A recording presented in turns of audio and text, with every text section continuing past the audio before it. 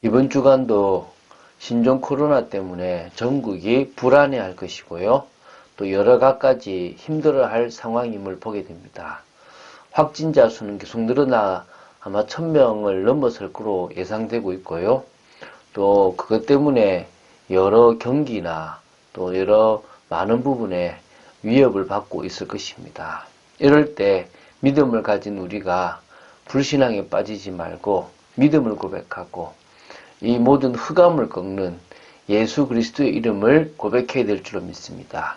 주는 그리스도시요 살아계신 하나님의 아들이심을 고백합니다. 우리의 이 고백 때문에 하나님의 나라가 임하는 축복, 흑암이 무너지는 축복, 진정으로 모든 저주의 세력들이 꺾어지는 참된 비밀 있게 되기를 주 예수 그리스도 이름으로 축원드립니다. 자, 사무엘하 13장 34절부터 39절 말씀을 오늘 보겠습니다. 37절부터 39절을 합독하고 사무엘하 13장 34절부터 39절을 보겠습니다. 자, 37절부터 39절 합독하겠습니다. 압살롬은 도망하여 그 술랑 암미울의 아들 달메에게로 갔고 다윗은 날마다 그의 아들로 말미암아 슬퍼하니라. 압살롬이 도망하여 그 술로 가서 거기에 산지 3년이라. 다윗 왕의 마음이 압살롬을 향하여 간절하니 암논은 이미 죽었으므로 왕이 위로를 받았습니다. 안타깝죠, 그죠? 자, 암논이 다말을 추행하고 냉혹하게 박대한 것에 대한 보복으로 압살롬이 암논을 살해하게 되었습니다. 이로 인해서 다윗은 낙담을 하게 되었죠. 우리가 그 부분을 지난주 토요일에 보게 되었습니다. 사무엘하 13장 23절부터 33절을 통해서 봤죠. 자, 이제 사무엘하 13장 34절부터 39절은 암논을 살해한 압살롬이 이렇게 그술 땅으로 도주하게 되는 부분, 또 살아남은 왕자들이 빨리 귀환하게 되는 부분, 또 다윗은 암논에 대한 위로가 이렇게 그 풀림으로 말미암아 압살롬에 대한 어떤 연민을 간절하게 가지게 되는 겁니다. 오히려 다윗이 두 가지 마음을 가진 게 나중에 반란으로 이어지기도 하는데요. 아버지로서의 마음과 또 왕으로서의 마음을 잘 조절했다면 압살롬을 풀 수도 있었지 않았나 싶기도 한데요. 우리가 쭉 봐나가면서 그에 대한 얘기를 해보겠습니다. 자, 먼저 34절부터 36절을 먼저 보겠습니다. 압살롬은 암논을 죽일 때 이미 자신이 어디로 가야 할지를 생각해 두었던 것 같아요. 그래서 암논을 죽였고, 그리고 다윗 왕을 피해서 자신이 가야 될 곳으로 도망했습니다. 그 뒤에 이제 어디로 갔는지가 나옵니다. 그게 이제 압살롬은 도망했다는 것이고요. 그리고 이제 바로 장소는 어디로 바뀌냐면 예루살렘으로 바뀝니다. 예루살렘 성을 파수하는 청년이 쭉 파수하고 있는데 눈을 들어보니 뒷산 언덕길로 여러 사람이 오는 겁니다. 위치적으로 봤을 때는 어디냐면 바로 이제 압살롬이 암논을 죽였던 그곳에서부터 오는 것으로 보시면 됩니다. 그래서 요나답이 왕께 이제 아뢰게 됩니다. 보소서 왕자들이 오나이다. 당신의 종이 말한 대로 되었나이다. 걱정하지 않으셔도 됩니다.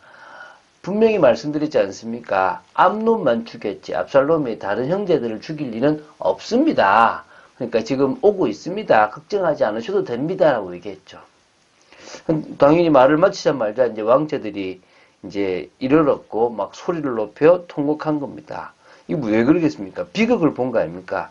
자신들이 보는 앞에서 큰형이었던 암논이 죽는 것을 보았습니다. 자신들의 생명도 위협을 느꼈던 그런 아주 극한 순간이고 또 형의 죽음 때문에도 슬퍼서 울었습니다. 결국 왕과 그의 모든 신하들도 심히 통곡하게 되었던 것이죠. 왜냐하면 이게 너무나 슬픈 일 아닙니까? 형제가 형제를 죽인 것 아닙니까? 물론 그 전에 또 뭐 비참함도 있었지만 어쨌든 통곡할 수밖에 없는, 그런데 이 징계가 아직도 끝나지 않았다는 것이 더 안타까운 거 아닙니까? 계속 이제 이어지고 있는 거죠. 뭐 때문에요? 바로 우리아를 죽이고 밧세바를 범하고 우리아를 죽인 이 사건이 계속적으로 지금 이어져 가고 있는 겁니다. 자, 37절부터 39절을 보겠습니다. 압살롬은 그술로 가게 됩니다. 그술은 압살롬의 외할아버지가 왕으로 있는 땅이라고 보시면 됩니다. 그러니까 그쪽으로 피신처를 잡는 것이 자신이 볼 때는 가장 안성맞춤인 곳인 거죠. 왜?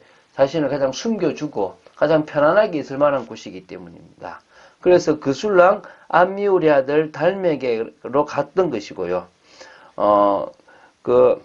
압살롬은 피해 보수자가 그러니까 복수할 수 있었던 이스라엘의 영토를 떠나서 그의 외할아버지가 다스리는 그술로 도망가서 3년 동안을 은신했습니다. 언제까지 있냐 그러면 왕이 용서할 때까지 있는 겁니다. 사실은 왕이 용서하지 못하면 오지 못하는 겁니다. 그런데 이미 이 왕의 마음에는요, 아들 때문에 이렇게 뭡니까? 정말 슬퍼하는 마음이 있었던 겁니다. 얼마나 안타깝습니까? 날마다 지금 슬퍼하는 마음이 있죠. 자, 그리고 이제 다윗 왕의 마음이 압살롬을 향하여 이제 간절해진 겁니다. 왜? 암논이 이미 죽었기 때문에 왕 위로를 받았다는 겁니다. 이 말은 무슨 말이냐면 다윗은 암논을 죽인 압살롬이 화가 났지만 자신의 아들이기에 그의 아들로 말미암아 슬퍼했고요.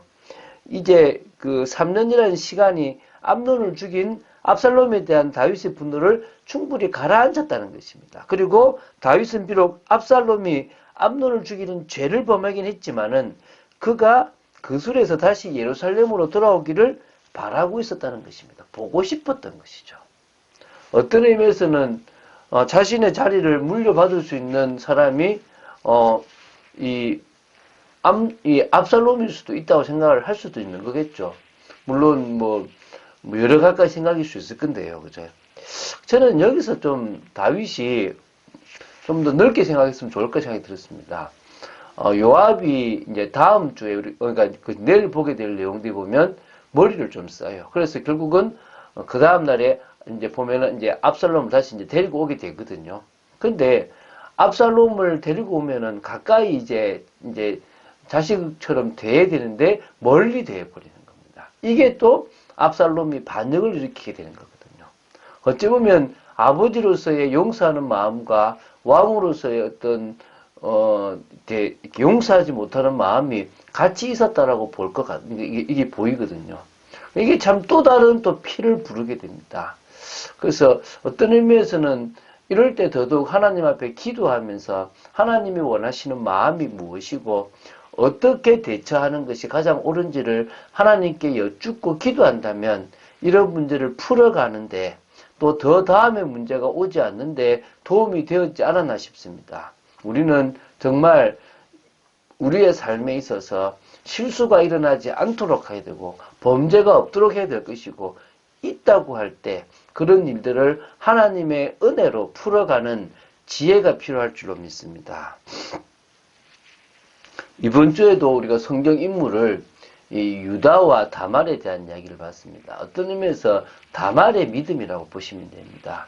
이방 여인이었던 다말이 유다의 집안의 며느리로 시집을 오게 되었다는 것입니다. 거기서부터 이 유다의 집에 왔던 이 다말이 하나님에 대한 말씀을 보게 되고요. 또 그 정도가 아니라 거기서부터 언약을 자신의 언약으로 붙잡게 되었다는 것입니다. 그리고 그 언약으로 붙잡았던 이 다말이 자신의 남편이 죽고 또 그 대를 잇기 위한 노력 가운데서 실수하는 부분도 있었습니다. 다시 말하면 근친상간을 넘어서 하면 안 되는 시아버지와의 동침을 하게 되는 부분들이 있었습니다. 그런데 결국은 유다의 고백처럼 그가 나보다 옳도다라는 그런 어찌 보면 하나님의 인정을 받는 부분들을 보게 되는 것입니다. 어떤 의미에서 우리 인간의 윤리적인 부분이 우리에게 참 중요합니다. 그러나 그 윤리를 넘어서는 것이 사실은 언약입니다. 우리가 언약을 생각할 때 명심해야 될 게 뭐냐면 정말 세상의 윤리, 세상의 기준, 세상의 방법보다 더 우선하는 것이 언약이라는 사실입니다. 그 언약을 성취하고 그 언약에 관심 가지는 것이 하나님이 가장 중요하게 보시는 거란 겁니다. 이 다말이 방법적으로는 분명히 잘못되고 하면 안 되는 방법을 했던 것은 사실이지만 그가 하려고 했던 것이 하나님의 그 언약을 성취하려는 그 마음 하나만큼은 올바른 믿음이었고 하나님의 인정을 받았던 믿음이었다는 것입니다. 그래서 우리는 이 시대에 무엇보다도 언약을 붙잡는 것이 중요합니다. 예수가 그리스도라는 언약, 또 그분이 다시 재림주로 오실 때가 땅끝까지 천국 복음이 증거될 때라는 것이고요. 그렇다면 우리는 제자 삼는 사역과 땅끝까지 증인되는 사역이 우리가 일평생 해야 될 중요한 언약인 줄로 확신합니다.